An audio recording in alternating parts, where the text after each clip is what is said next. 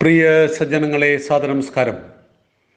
വിശ്വവിജയിയായ വിവേകാനന്ദ സ്വാമികളുടെ ജീവിതത്തിലൂടെ നമ്മുടെ യാത്ര തുടരുകയാണ്.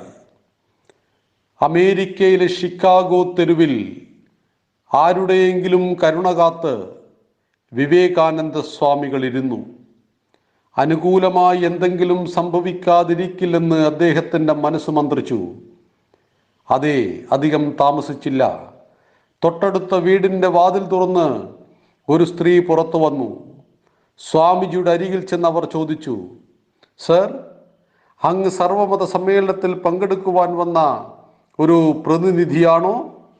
സ്വാമിജി തൻ്റെ വിവരങ്ങളെല്ലാം അവരെ ധരിപ്പിച്ചു. ഉടൻ അവർ അദ്ദേഹത്തെ സ്വന്തം വീട്ടിലേക്ക് കൂട്ടിക്കൊണ്ടുപോയി. പുതിയ അതിഥിക്ക് വേണ്ടതെല്ലാം ചെയ്തു കൊടുക്കുവാൻ പരിചാരകന്മാരെ പറഞ്ഞേൽപ്പിച്ചു. പ്രഭാത ഭക്ഷണം കഴിച്ചതിനു ശേഷം അവർ സ്വാമിജിയെ സമ്മേളനത്തിൻ്റെ കാര്യാലയത്തിലെത്തിച്ചു. തന്നെ പരിചയപ്പെടുത്തിക്കൊണ്ട് പ്രൊഫസർ എഴുതിയ കത്ത് അദ്ദേഹം ഭാരവാഹികൾക്ക് നൽകി. അവർ അദ്ദേഹത്തെ ആദരപൂർവ്വം ഒരു പ്രതിനിധിയായി സ്വാഗതം ചെയ്തു. സ്വാമിജിക്ക് വേണ്ട സഹായങ്ങൾ ചെയ്ത ആ മഹതിയുടെ പേര് മിസസ് ജോർജ് ഡബ്ല്യു ഹേൽ എന്നായിരുന്നു. അവരും ഭർത്താവും മക്കളും ക്രമേണ സ്വാമിജിയുടെ ഏറ്റവും അടുത്ത സുഹൃത്തുക്കളായി തീർന്നു. 1893 സെപ്റ്റംബർ 11 തിങ്കളാഴ്ച ഷിക്കാഗോവിലെ സർവമത സമ്മേളനം ആരംഭിച്ചു. ഹാൾ ഓഫ് കൊളംബസ് എന്ന പേരുകേട്ട വിശാലമായ സൗധത്തിലായിരുന്നു സമ്മേളനം. വേദിയിൽ മുൻനിരയിൽ തന്നെ മറ്റു പ്രതിനിധികൾക്കൊപ്പം സ്വാമി വിവേകാനന്ദനും ഇരുന്നു. റോമൻ കത്തോലിക്ക പള്ളിയിലെ കർദിനാൾ ഗിബാൻസ് ആണ് നടുവിലിരിക്കുന്നത്. അദ്ദേഹത്തിൻ്റെ ഇരുവശങ്ങളിലുമായി ലോകത്തിലെ മിക്കവാറും എല്ലാ രാജ്യങ്ങളുടെയും മതവിഭാഗത്തെ പ്രതിനിധീകരിച്ചു കൊണ്ടിരിക്കുന്ന വിശിഷ്ട വ്യക്തികൾ. സ്വാമിജിയെ കൂടാതെ ഇന്ത്യയിൽ നിന്നും വേറെയും ചില പ്രതിനിധികൾ എത്തിയിരുന്നു. ബ്രഹ്മസമാജത്തിന് പ്രതിനിധികളായ മഞ്ജുദാറും നഗാർക്കറും ബുദ്ധമത പ്രതിനിധീകരിച്ചുകൊണ്ട് സിലിക്കോണിൽ നിന്ന് ധർമ്മപാലൻ ചക്രവർത്തിയും മിസസ് ബസന്റ് തിയോസഫിയയുമാണ് പ്രതിനിധാനം ചെയ്തിരിക്കുന്നത്. ആയിരക്കണക്കിന് ആളുകൾ ആ ഹാളിൽ തിങ്ങി നിറഞ്ഞിരുന്നു. അതിഗംഭീരമായൊരു സമ്മേളനം തന്നെയായിരുന്നു അത്. മുമ്പിൽ കണ്ട ആൾക്കൂട്ടം സ്വാമിജിയെ ആദ്യം ചെറുതായൊന്ന് പരിഭ്രമിപ്പിക്കുകയുണ്ടായി. പ്രസംഗിക്കാനായി സഭാധ്യക്ഷൻ പലതവണ അദ്ദേഹത്തെ ക്ഷണിച്ചു. പക്ഷേ പിന്നീടാകാമെന്ന് പറഞ്ഞ സ്വാമിജി വിസമ്മതിച്ചു. ഉച്ച കഴിഞ്ഞതിനു ശേഷം സ്വാമിജിയോട് സമ്മതം ചോദിക്കാതെ തന്നെ അധ്യക്ഷൻ അദ്ദേഹത്തിൻ്റെ പേര് വിളിച്ചു പറഞ്ഞു. സ്വാമിജി എഴുന്നേറ്റ് നിന്ന് തൻ്റെ പ്രസംഗം തുടങ്ങി. അമേരിക്കയിലെ എൻ്റെ സഹോദരീ സഹോദരന്മാരെ, തുടർന്നു പറയാൻ അദ്ദേഹത്തിനു സാധിച്ചില്ല.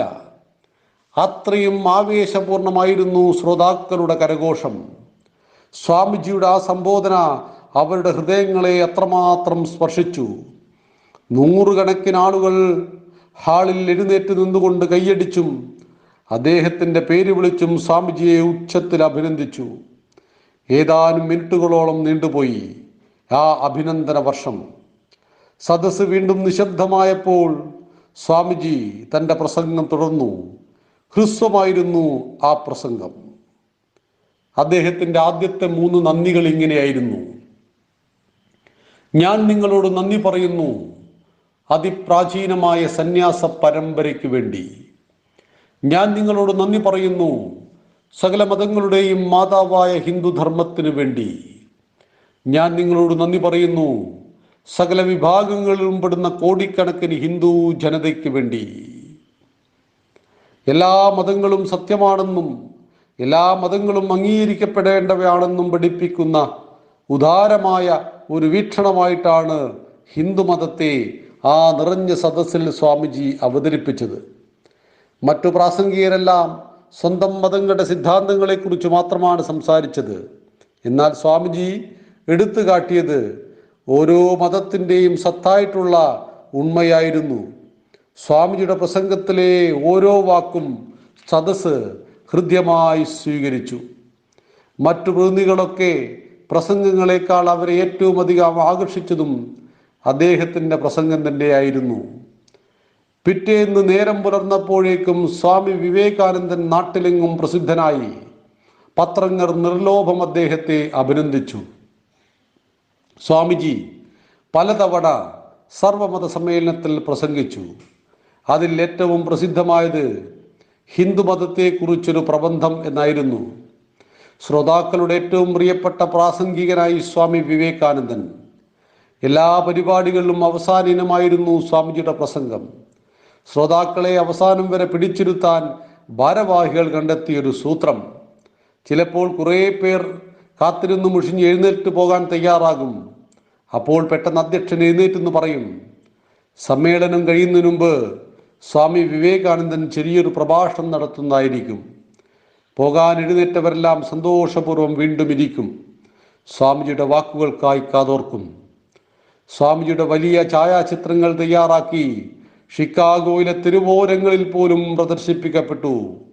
അമേരിക്കയിൽ എല്ലാവിടെയും നാവിൻ തുമ്പിൽ ആ വാക്കു മാത്രം കുതിച്ചുയർന്നു.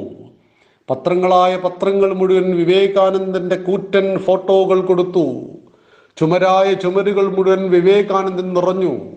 അമേരിക്ക ഒരു മന്ത്രവുമായി മുന്നോട്ട് പോയി. സ്വാമി വിവേകാനന്ദൻ, സ്വാമി വിവേകാനന്ദൻ എന്ന മന്ത്രം. സ്വാമിജിയുടെ ജീവിതത്തിലൂടെ യാത്ര നമുക്ക് തുടരാം. നന്ദി, നമസ്കാരം. വന്ദേ മാതരം.